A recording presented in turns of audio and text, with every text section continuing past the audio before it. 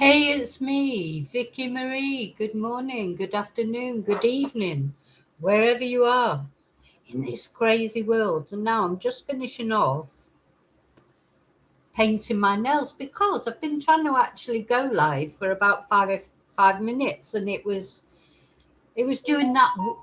There you go. I know I'm live now because I've had my notification. It was doing that, wearing thing that it does, where it goes round and round and round. And it was doing that for ages. And I thought, oh, right, well, while I'm waiting for that, I'll paint my nails. Just try not to waste any moment. Time is precious. You just have to do what you can and when you can. So, of course, I started painting my nails and then it worked. So I knew I could make it work by starting doing something else. Have you ever found that?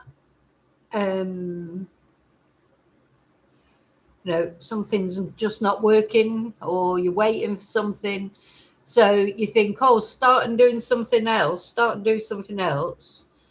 It's like, I don't know, when you wait for the Amazon driver to arrive with your package and they're not coming. Oh, you go and have a shower or go and do something else that means that you can't answer the door quickly. They'll arrive. You can bet on it. You can literally lay money on it, can't you? Anyway, I'm here, and what I'm going to talk about in this video, of course, is this case that we've been following. This poor woman, Elisabeth, Scottish lady, 38 years old, Christian volunteer. Off she went to Greece, didn't she, to volunteer to help the homeless. And then her remains were found in a suitcase. She went missing. Her dad was receiving strange texts. This is where she was staying in Greece, in Athens. This is an apartment that was owned by the charity that she was volunteering for. And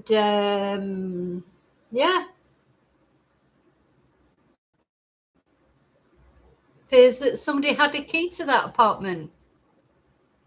And did they just let themselves in? Or did they get her to let them in? Because she knew them. Anyway, that's what we're going to talk about. We've talked about it a couple of times in a couple of videos, but there's new developments coming out every day. So I just wanted to give you the latest. I mean, it is, it's a batshit case. It's one of those, isn't it? Because you've got a perpetrator who thinks he's like, so clever. All the things that he tried to do to cover up his crime, none of which was successful. Typical thicko. Thick as that, but thinks he's cleverer than everybody else. Thought he could get away with it. Why did he do it? Just ridiculous. It seemed like he had quite a nice life. Anyway, we're going to talk about that. So first of all, thank you so much for watching, for liking, subscribing, and all those extra ways as well. You help my channel. Thank you for the Ko-fis that you buy, or you send PayPals, or you join, become members. Thank you, super stickers, all those ways. They're extra ways. But just by watching, liking and subscribing, you're supporting my channel. I also want to say thank you to all the lovely messages that I've got, because I had another bereavement in my family yesterday. My sister-in-law sadly passed away. I hope that's it for this year now, but she was very poorly. She's out of pain now, and she's reunited with my lovely brother. They were together forever, and he died a few years ago. They're like, you don't see that so often these days, do you, with couples that get married young, stick together. It wasn't, plain sailing all the time. They'll have gone through problems. like everybody does, but they stuck together. And they were retired. They had quite a few years of retirement together, and then sadly my brother started with dementia. And anyway, one of those sort of stories. And she looked after him, and until she just couldn't look after him anymore because he was, just too difficult. It's very difficult to look after someone with Alzheimer's, and she was getting older, of course. And then since he died, she was all right actually up till last year, and then she just seemed to start with a lot of health issues. And she would have been 80 this weekend. It was her 80th birthday coming up this weekend. Leo, like me, very strong, very independent woman. Yeah, and sadly she did pass yesterday, but she was in a lot of pain and things. So it's a different sort of bereavement, isn't it, to what this poor family will be going through. This Elisabeth was 38 years old, in the prime of her life. And, the way she's been taken from this world, almost because she was a good person, because she's a good person, she went off to volunteer with a Christian charity, and she's been, allegedly murdered by another Christian worker. I mean, it's terrible, isn't it?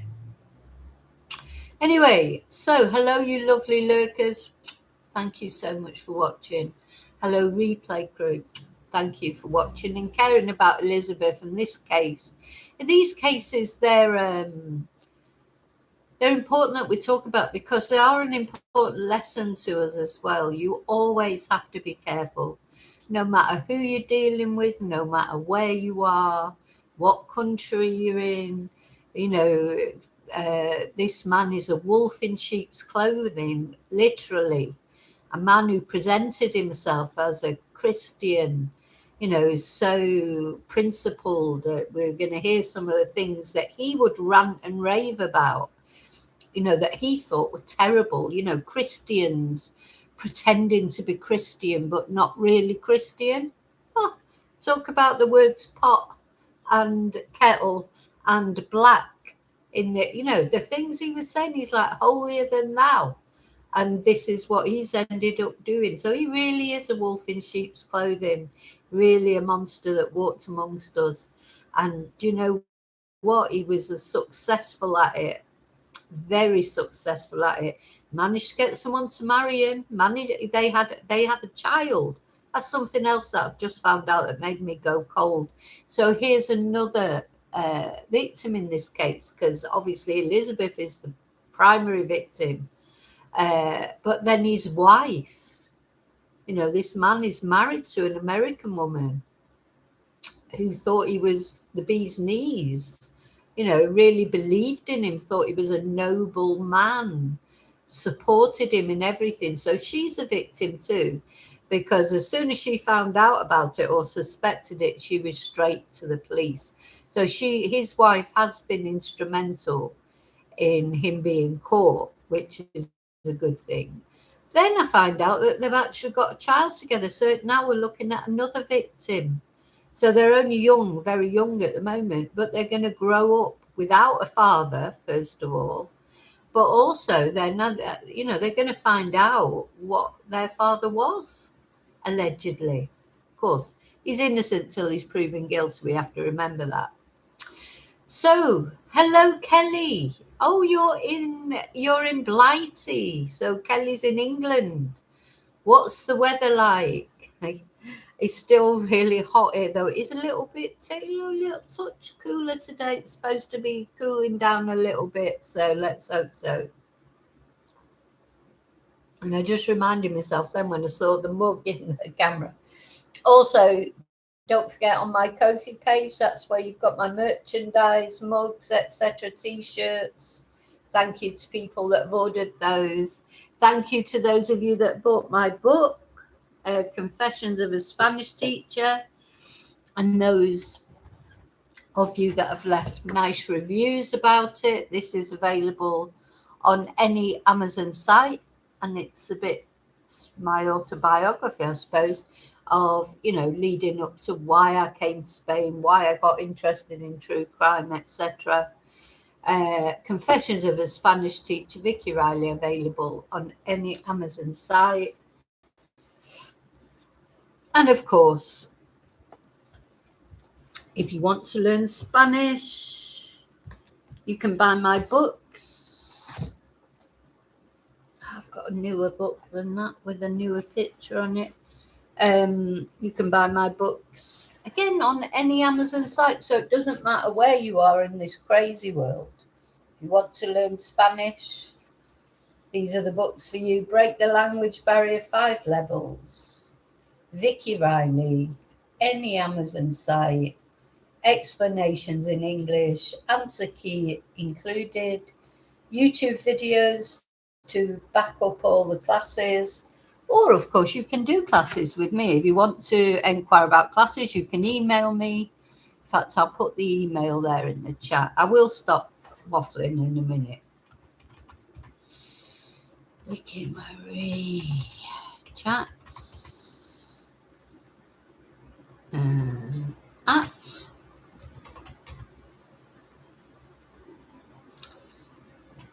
gmail.com. Oh, so you're up bright and early this morning, Kelly, if you're in the UK, because it is only 7:30 there. Tracy's up bright and early. Hi, Tracy. Are you off to work? You're normally up bright and early, aren't you? So, hi, hope you're well. Yeah. So, let's have a look at this case. I mean, this poor girl, she's gone off to help homeless people in Greece. And the twonk, her alleged killer, let's find a photo of him. I know I've got a photo here. So there's new details coming out about how he's done this. How did this poor woman, how was she in a position? Oh, what have I done with the photos?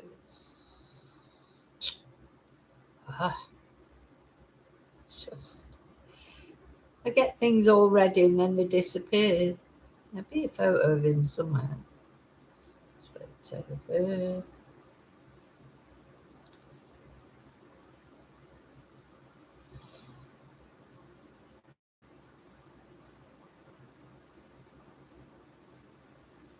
So,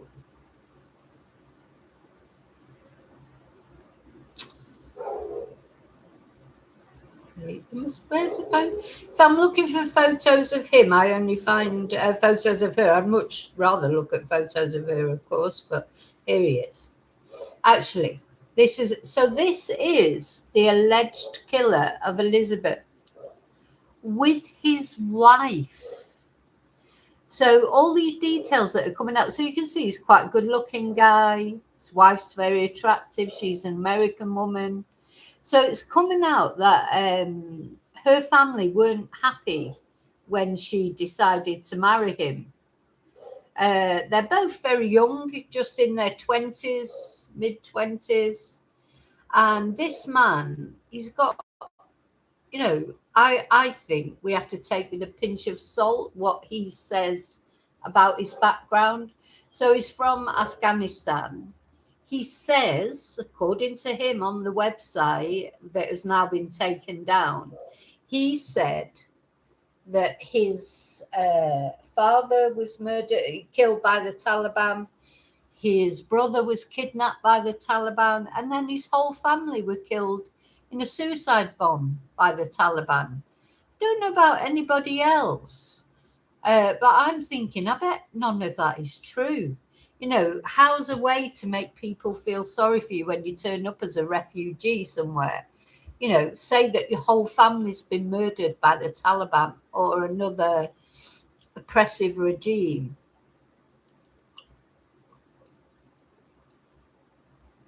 I mean, do we know that this is actually true? I wonder if it'll come out that it's perhaps not true. Maybe he didn't want his family to meet the American girl. Maybe he's got something in his past. So it's unusual, isn't it, to go from, someone who seemed to be, he was a converted Christian. So, of course, he would have been Muslim initially. He converted to Christianity when he was in Greece. Him and his wife, he met this American woman. They got married. I don't know if he converted to Christianity before they got married or after they got married, but he did. They opened up this charity, this NGO. They're one of these non-profit making organizations, and they opened it together in Greece to help homeless people. And that's how Elisabeth ended up going there from her home, which is Edinburgh. She's from Edinburgh in Scotland in the UK. And she must have, I don't know, seen an advert online, or maybe she had a friend who knew them. So for whatever reason, Elisabeth decided to go over to Greece and to help out. So this organisation that was run by this man, Sharif, I think his name is, and his wife, it, as I say, dealt with homeless people, but it also owned some apartments itself. And that's where Elisabeth was staying, in one of these apartments owned by the charity that Sharif and his wife ran. So you've got this guy who, he's like a saint, isn't he? He's sort of the refugees, made a new life for himself. He's become a champion boxer, an amateur champion boxer. And, he's married the American woman. He's got a child, he's living this life.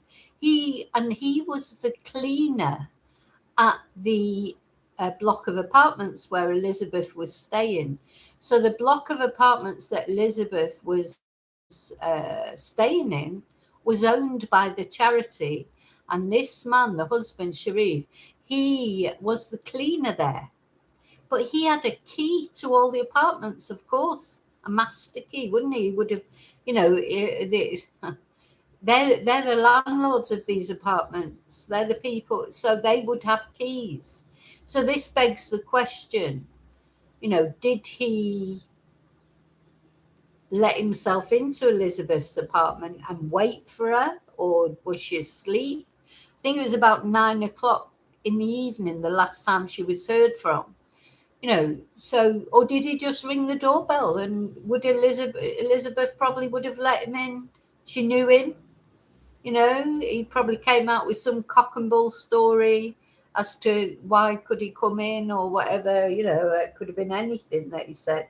And my strong opinion, and they are starting to say this a little bit now, I think he went there and he was trying to, make sex advances towards Elisabeth. That would be what my money was on.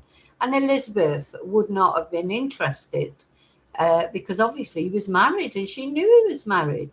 So even if she found him attractive or whatever, he's also quite a lot younger than her, and, there's no evidence, maybe Elisabeth just wasn't interested in him, whether he was married or not. Anyway, that my money would be on that he tried to make advances to Elisabeth, and she revoked his advances, which of course she would, and he got angry. That so apparently we still haven't got her official cause of death, but it was thought that it probably was asphyxiation. Now, asphyxiation can be a lot of things. It could be strangulation, it could be smothering, etc. So we don't know exactly yet what her cause of death is. Hi, David. I don't think I said hello to David. Hi, Lily. How are you all? Hope you're all well. So this is what we know, that he was at her apartment anyway, and we know that from his wife.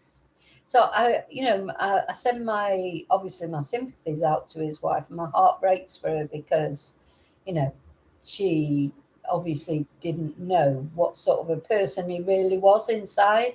And, you know, she's got a child as well with him.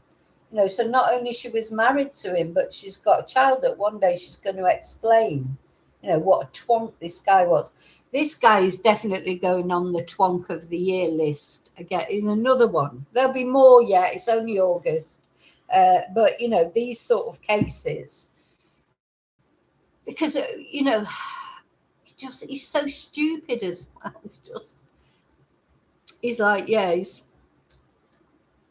one of those twonks that thinks he's criminal genius. So listen to what he did then. So luckily for the police, if you like, so his wife was wondering where he was. So she'd switched on his, you know, that Find My Phone, or, you know, quite often couples have this, don't they, where you can, or families do it, where you can look to see where someone is on an app on the phone. And she looked and saw that he'd been at her apartment. And not only that he'd been at her apartment, but she also so she went to the police. So it's because of her. I think she was very brave, because, you know, there's a lot of people out there, not only women, but men also. It's hard to believe bad of your loved one. You know, you've been with someone for a few years and she probably thought he was a really nice person. And you'd be like, no, he can't have done anything. But anyway, unrefuted evidence, he had been at the apartment that night.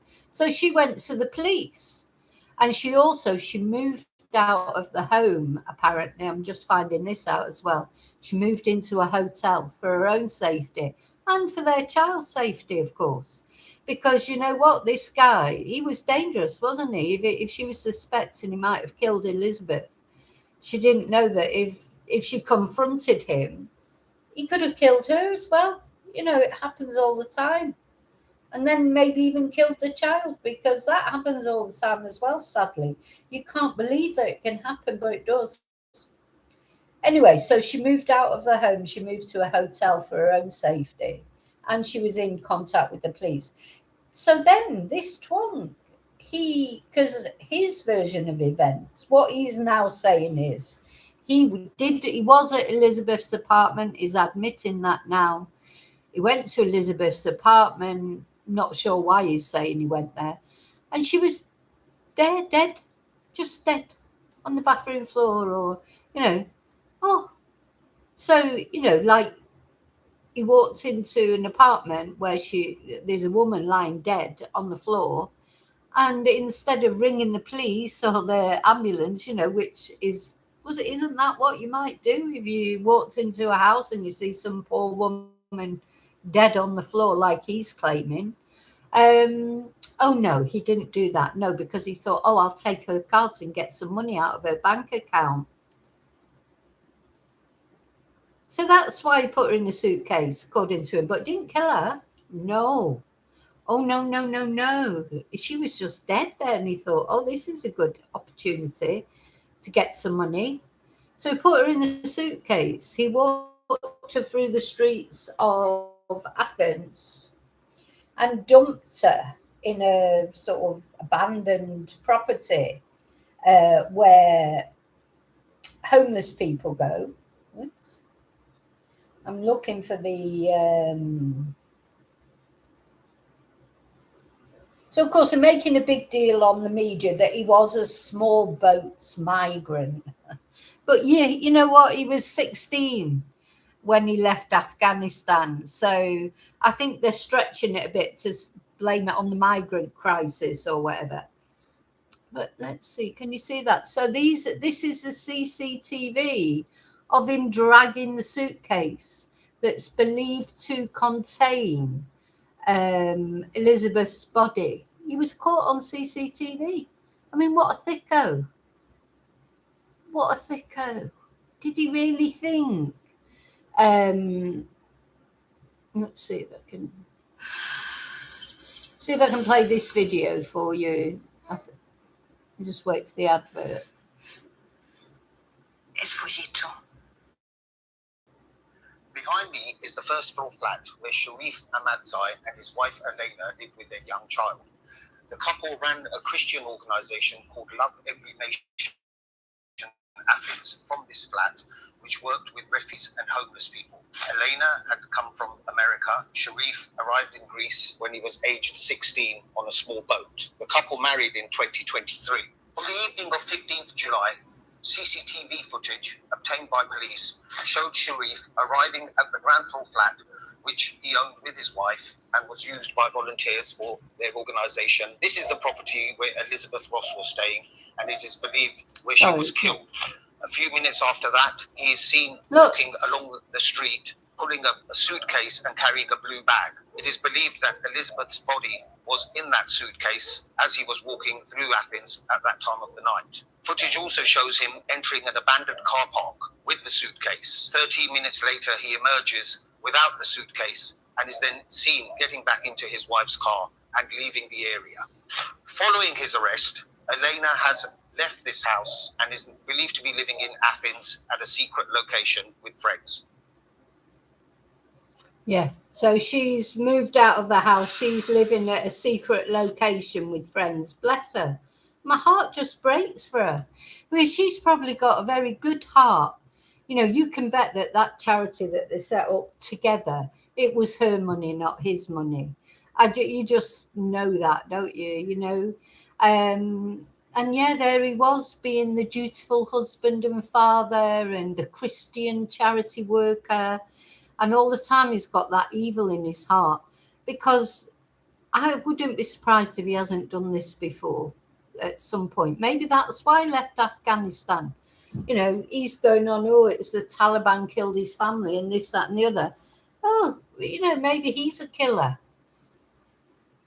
Anyway, he was a migrant. He did go to Greece on a small boat. It was one of those situations. And he lived in one of these homeless camps, you know, for migrants. And he's really angry about a lot of the treatment, the way that he says that migrants are treated by the actual charities that look after them. So apparently on his Facebook page, he was always ranting and raving about false Christian charities. I mean, you know, the irony of it. God, if you didn't laugh, you'd cry. So he was always whinging about these Christian charities that weren't really genuinely didn't care about their, you know, the people they were supposed to be helping.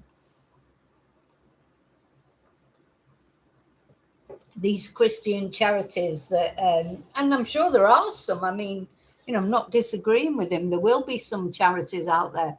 You know, my thoughts on charities, I don't like these great big charities and what have you. Whose wages are you paying? You're paying the CEO. You know, God, have you sit and watched daytime TV ever? Oh my God, if it's the donkeys or it's the children in Africa or it's the children in somewhere else, or children in the UK, or it's all trying to pluck at your heartstrings for these different charities. And then when you look them up online, you see that their CEOs are earning like £250,000 a year or something. And you're like, what? So they're asking people with not much money. So a lot of pensioners watch daytime TV, don't they? So they're trying to ask people who haven't got maybe much money to pay their wages. Really, that's how it feels. But not even just a normal wage, like, you know, but 250 grand a year or something. That's before any of it ever goes to the children or the donkeys or whoever it is that they're asking for help for. You know, I just do not like these charities. Anyway, so I never give to big charities. I give to small charities, people that I know, local charities, where I know where the money's going. I'd rather, you know, I know people here who save cats or dogs or whatever, and they literally, you know, they're just them. You know, it's not, they're not even, I don't even care if they're a registered charity or not. If I know them and I know that they, you know, do this, and I do know I know loads. So I try and give a little bit, you know, you have to sort of share it around, don't you? Because sadly. If I was Elon Musk, I might be able to help a bit more. But, you know, just they're only little donations here and there when I can. And I try and share them around a bit. But I know that thing is, little things count. You know, you think, oh, you're giving a fiver or whatever, and it's not much, and you think, oh, that probably is not helping that charity much. But it is, because, you know, if 1,000 people give a fiver, well, that's a lot of money, isn't it? So you must never, even if you give £1, you know, some of these charities, they have this, God, what's it called? Where you set up a standing order and you give £1 every month. So again, you think, oh, £1 isn't much, but yeah, it is if there's 1,000 of you doing it. So, you know, you must never think that whatever you can give to a charity, you know, a charity that you know is legitimate and it goes straight to the person who needs it. You should never think, however small it is, that it's not important, because it is. So yeah, so now we're finding out that this guy, so his full name is Sharif David Ahmadzai, and he's 26 years old. He's the guy who's been charged. As I say, he's admitted that he took her body in a suitcase, and he's admitted that he took money out of her account, about £9,000, £10,000. He gave his wife £2,500. He bought her a new iPhone, but his wife went again directly to the police with these things. You know, she just didn't want to be associated with it at all. As soon as she realized that he was probably involved in Elisabeth's death, she was straight down the police station. God bless her. So apparently they know this. I'm reading from the Daily Record, but it's been on the Daily Mail, all the mainstream media sort of newspapers. And I think this has come from his Facebook account. Now, I looked for his Facebook account. I might have another look later. The thing is, his name, Sharif David Ahmadzai, it's quite a common name, it seems. So when you put it into Facebook, you know, it's like putting in, I don't know, John Smith or something. There's like 1,000,001 different accounts come up. So I just didn't have the time to sit down and go through all the separate accounts and find which is his. But apparently on his Facebook account, according to this newspaper, he spouted hate for Christian aid workers. That's what they're saying. He was very, very down on a lot of Christian aid workers because he thought, I mean, the irony, he thought they weren't genuine. This is the guy who's murdered a woman and stole her money and put her in a suitcase and just left her in an abandoned building. And he was having a go about other Christian aid workers. Life is ironic, isn't it? I mean, you couldn't make life up, could you? At the end of the day, you know, you just couldn't. Real life is always stranger than fiction. So he's been charged with her murder, of course.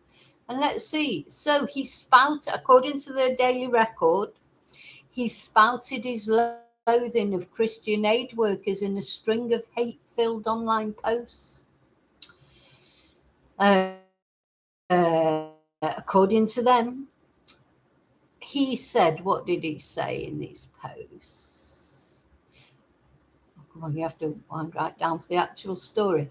Oh, that's right. So he'd wrote a memoir about these experiences of his from Afghanistan, about his family being killed by the Taliban, etc. And his experiences in refugee camps, because before he actually settled in Greece, he had been to quite a few different places. So he wrote a memoir, and his memoir was called From Hell to Home. From Hell to Home. And he shared a page from the book on his social media with a chapter which was entitled Corrupt NGOs. So he wrote, this is what he wrote. This is what he wrote. Now, bear in mind what he's just done. Shame on corruption dressed like charity. The absolute irony. Shame on corruption dressed like charity. Honestly, people's hypocrisy, it takes your breath away, doesn't it? Shame on businesses wearing the name of Christ. Shame on businesses wearing the name of Christ. That's another thing that he said. How dare he? So he had regularly told his online followers of his disdain for NGOs, and he repeatedly referred to one experience in a refugee camp in Lesbos, where he furiously slammed charity volunteers and spoke of karma. Oh my God. It's like, you can't believe it. You know, this crazy world. It's like, just so you think you've heard it all, something that you hear something else. So I hope he gets his karma, that's for sure. So he wrote, on Lesbos, the island of broken arrivals, you will see them, smiles painted on, words dipped in honey. How can we help you? So he's talking about the Christian Aid volunteers. Smiles painted on, words dipped in honey. How can we help you? But do not be fooled. Not every helper carries hope. Many carry pockets to be filled, says the man who stole Elisabeth's cards, bought his wife a brand new iPhone and gave her £2,500 out of Elisabeth's money. Reputations to be built, stories to be sold. They call themselves NGOs, but too often they are merchants, trading human pain for donations, chasing volunteers like trophies. Chasing volunteers like trophies. Elisabeth was a volunteer. Oh my God. You just can't believe it, can you? Goodness me. Goodness me. Turning compassion into a business. So personally, I think all this that he's wrote about NGOs, you could just say it about him, really. And I think you're right, David, he was trying to implicate his wife. He was trying to involve his wife. Because I suppose for him, he thought if he could get his wife involved in this whole thing, she would cover up for him, you know, and some wives do. Some wives do, some husbands do, some mothers do, some fathers do. You know, it always surprises me because, you know, we all want to help our loved one, I suppose. And it would be a big shock to realise that your husband and the father of your child, don't forget, is probably a murderer. And he probably gave his wife that story, the same old story. Oh, I just went there and she was already dead. And I just thought this money can help our charity. You know, you can just sort of almost overhear the conversation. He's probably already justified it in his head. He's probably believing himself now that he didn't kill her, that he found her like that. You know, because in the end, these twonks, they end up believing their own lies. So then he said as well, when money does not come, they knock on church doors. They wrap themselves in scripture, whisper of Christ, speak of missions and salvation. But behind the holy curtain, the coins fall not to the hungry, not to the homeless, but to private hands. Him, he means. Oh my God. Oh my God, the hypocrisy. It's breathtaking. Oof. Then he says, guard your heart, guard your mind. Remember, Not every open hand is honest. Not every gentle word is true. Some wear the mask of saviours, but their mission is survival of their own comfort. And in this play of charity, the refugee remains the stage, the story, the reason, yet never the one who receives the gift. And it's the more you think about this, it is true. Refugees, they're big business for unscrupulous people. You've got the people smugglers. The thing is, a lot of refugees, they are 100% genuine. They're fleeing war-torn countries. They're looking for a better life for themselves and their family. And who can blame them? If you were sat there now and there were bombs falling all around you, and your children were in danger of dying or being oppressed by a brutal regime, if you got the chance where you could escape, you would. So it's not the refugees themselves, is it? But they get a lot of the hate, don't they? But it's the people that profit. I agree with them. There are some NGOs that are unscrupulous. Like I said, it always amazes me that if you're the CEO of a charity that feeds the world, like say Oxfam or, one of these charities that supposedly feeds starving children across the globe, how can you sit there with your 250 grand a year salary and your massive house and your fantastic lifestyle and then preach to people who maybe haven't got much money that they should donate whatever money they've got to your charity so that you can continue your rich lifestyle? So I do agree with him up to a point in that. But the point is, of course, it's not what he's saying, it's what he did. He's one of them. He's one of these people that abuse, take advantage of situations. It's just terrible, the hypocrisy of it. And there are a lot of people out there profiting from migrants. And there are a lot of migrants out there. It's a big issue at the moment all over the world, isn't it?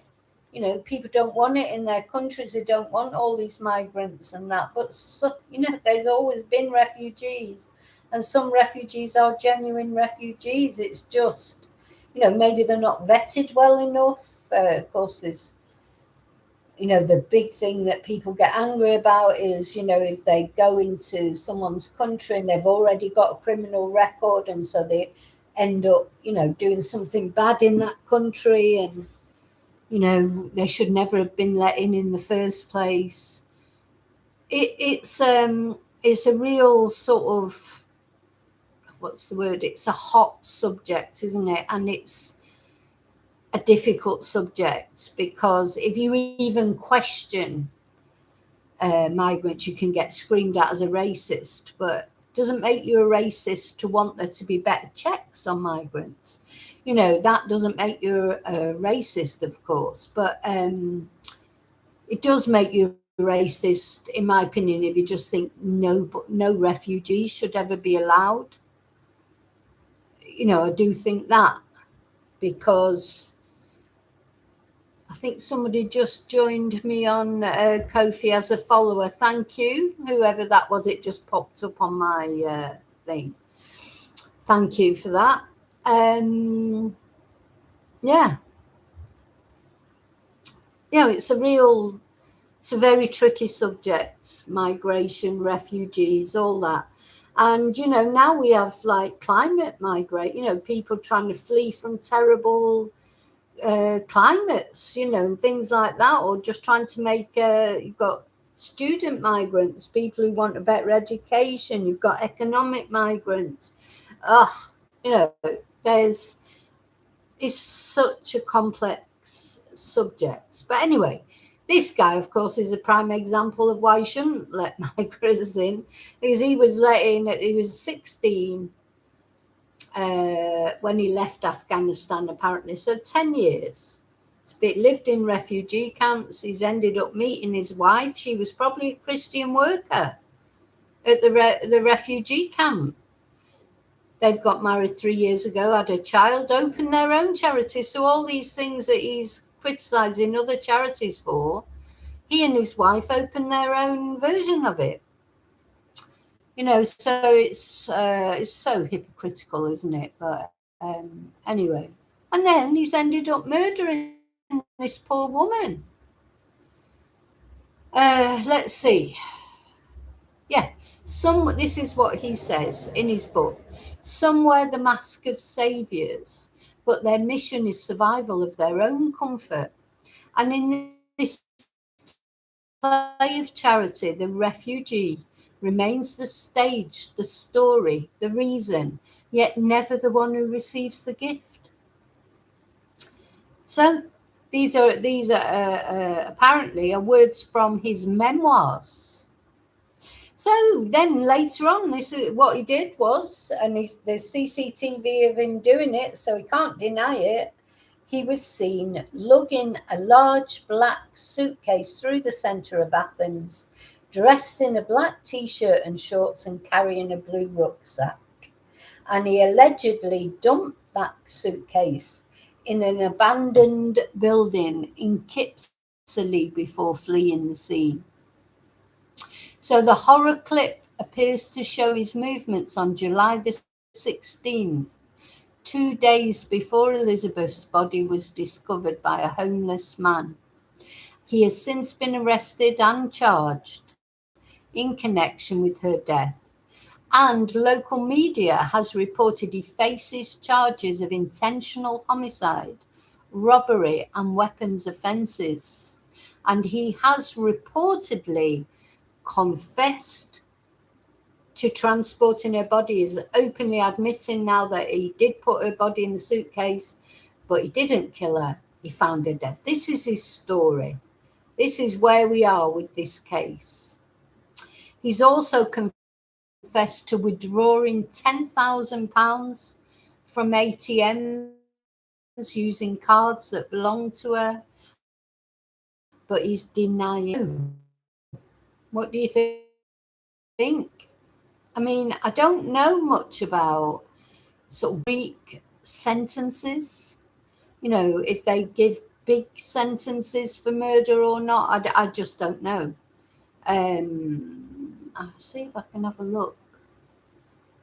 Anyway, I just want to say about his wife, because kudos to his wife.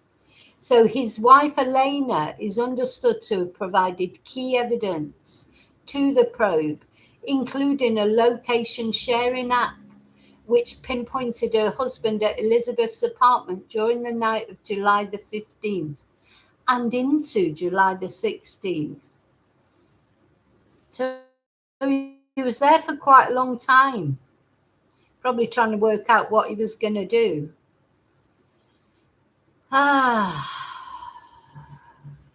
So another thing he quoted in one of his tirades in social media, he said, "Karma has a long memory. Truth has a longer one." Well, he's going to get his karma, isn't he? He also said, "I am not perfect, but I refuse to bury what I witnessed. This is not hatred. This is not revenge. This is testimony." This is what he said in his memoirs. God. Absolute hypocrisy, isn't it, of this man? Thank you, Lily. Thank you, Lily, for the jewels. Thank you so much. So yeah, let's see if I can find that his wife's family apparently did not approve, but she went ahead. Thing is, you know, you're never going to tell someone not to marry someone. They're going to do it if they want to do it, aren't they? So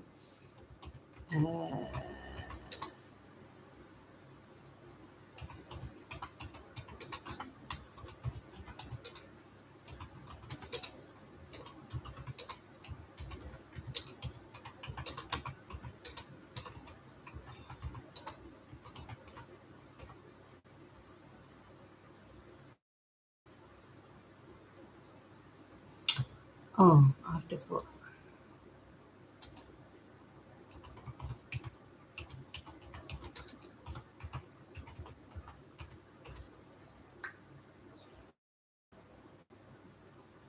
Yeah. So apparently, the family of Elena Hall revealed that they strongly opposed her marrying him. Relatives stated they harbored deep doubts about him from the start. So she's 28, Elena Hall, and she married Sharif, who was 26, who is 26. So there's a 2-year age difference in 2023 after meeting in Greece. Her parents and close relatives were against the wedding, although they had never met him in person. And the couple ran a refugee ministry in Athens and had a child together. So it was Elena who played a vital part in the police breakthrough by tracking her husband's phone, found that he was missing, handed over suspicious cash and a new phone he gave her to the police. So the Greek police have noted that her testimony was crucial in solving the case and have cleared her of any involvement. I just feel for that woman, because she'll be a genuine Christian, suppose. And this is the problem. There are people on Christian missions, etc., helping refugees or helping whoever, who are 100% genuine. But this is the sort of thing that you're fighting against all the time. It makes people suspicious. Of course it does. It makes you suspicious against Christian charities, because you start thinking, oh, what's in it for them, and they won't all be dodgy, but some will be. Some definitely will be.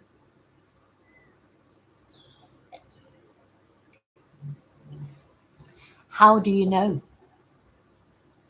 I'm sure Elisabeth landed there in Greece, met the couple, thought it was great.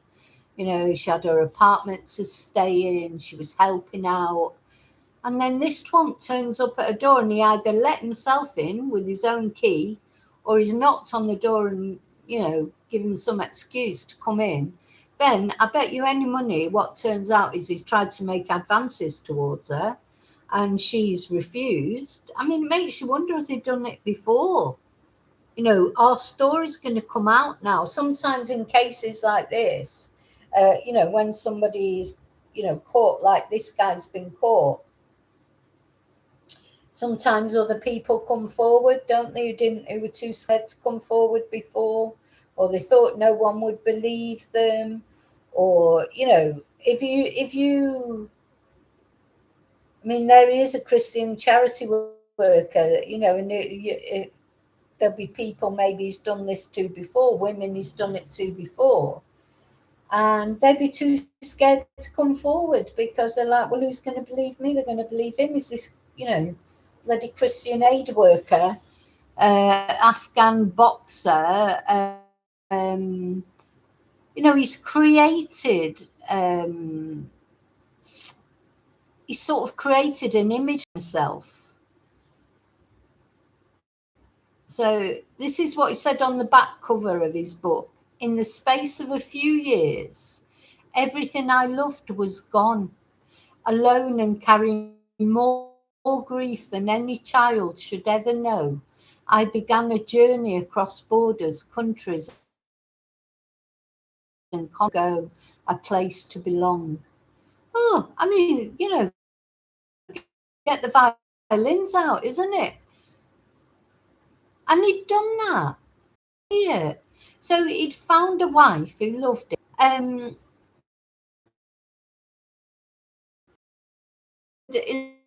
Elizabeth's life, obviously, Lena's life, and his daughters. I mean, what a twonk! What an absolute twonk! What, just to get his leg over, or even if it was for the money or whatever it was? And how did he ever think he was going to get away with it? He's walking through the streets of Athens. Athens, its capital city. It'd be covered in CCTV. He's not walking through a little village where there's no CCTV. He's walking around the streets of Athens with a body in a suitcase. He's not even got his face covered. You know, if he had a bit more nouns about him, he could have worn a mask or, you know, a COVID, you know, a PPE mask or something. I don't know. He's got no brains either whatsoever. Thinks he's clever. Oh, because so the other thing that he did that I've forgotten to tell you because I've just got so involved with all this. He bought a burner phone and he started sending messages to his wife saying he was a jihadist and he'd killed Elisabeth because she kept going on about Christianity. So he tried to pretend he was a jihadist and he'd killed that poor woman, Elisabeth, because she kept banging on about Christianity. So it was like part of the holy war. That was another thing he did, Mr. Criminal Genius. So that's why maybe you don't remember, but when I first started talking about this case, that's what they were saying. That's what they were saying. Oh, something's just come up on my more than one ingestion. Can you hear me okay? It's coming up as an error. Can you still hear me okay? Just confirm for me if you can hear me. Because I'm going to have to put some windows down. Don't know what's going on there. It says more than one ingestion is using the primary. Yeah, you can hear me okay. I don't know what that is then. An error message coming up. So yeah, just wanted to tell you that. So he got this burner phone. He started sending texts saying the motive for killing Elisabeth was because she kept spouting on about Christianity. And he was a jihadist, this fake person that he said he was. And that was the reason. That was the reason that she was murdered. So, you know, oh gosh, all that new. I get about three messages for one notification. Yeah, so that was another thing that he did. Also, of course, don't forget he was using the phone for 2 weeks afterwards, texting her dad, texting her friends, saying, oh, I need some time to be alone. You know, this is a common thing, isn't it, that murderers do. Text friends and family and so I just feel like, you know, going somewhere on my own. Don't worry about me. Don't try and contact me. I'm fine. You know, it's like, you know, Mr. Thicko thought he was so clever and he got away with it for a couple of weeks, of course. But his wife, Elena, it's her testimony that's key. When she went to the police, they could then trace everything, get the CCTV and all that.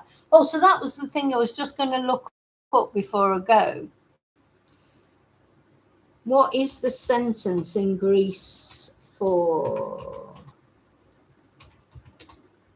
murder? Because, you know, some countries like Spain's pretty crap, to be honest. I think it's 15 years in Spain.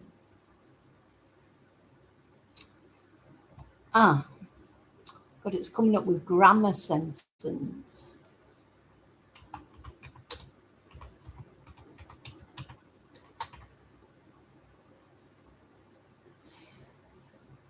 Life imprisonment. Yeah, mandatory or standard for premeditated murder, killings with aggravating factors or multiple murders. And they can normally apply for parole after 20 years. So he's looking at 20 years, I think. You know, if he's found guilty, if it goes to court and he's found guilty. Now, we have to, I don't know how he actually got into the apartment. If he ends up actually confessing to the murder, he may say it wasn't premeditated, so he might get a lighter sentence. But for as long as he's saying he didn't murder her, and if it has to go to trial and he's found guilty, well, then he's going to get the maximum 20 years, isn't he? So maximum and minimum of 20 years before he can apply for parole if he's found guilty in a Greek court of law. So we'll see what happens. Okay, so yeah, I don't know what that error thing is coming up. More than one ingestion is using the primary URL. Send one stream. What is that? I have no idea what that error is. It's never come up before. But anyway, I've got to go now. I've got some classes and things to do. But listen, thank you for watching. Thank you for caring about Elisabeth and this. It's just a cautionary tale, isn't it, as well, to people? You've always got to be careful who you're dealing with, whether they're Christians, whether they're Islamists, whether they're bloody, I don't know, spiritualists, whatever religion they are, whether they're good Samaritans, whether they're good people, bad people. You cannot trust anyone, not even Afghan boxers who apparently have escaped persecution in Afghanistan. I'd like to look into his history. I wouldn't be surprised if all that story is telling about his family and the way they were treated by the Taliban. I won't be surprised if none of that is true. He's a liar, this man. He's a complete Billy liar. So, okay, thank you. I'll see you really soon in the next video. Thank you for the jewels. Lily, see you soon. Bye.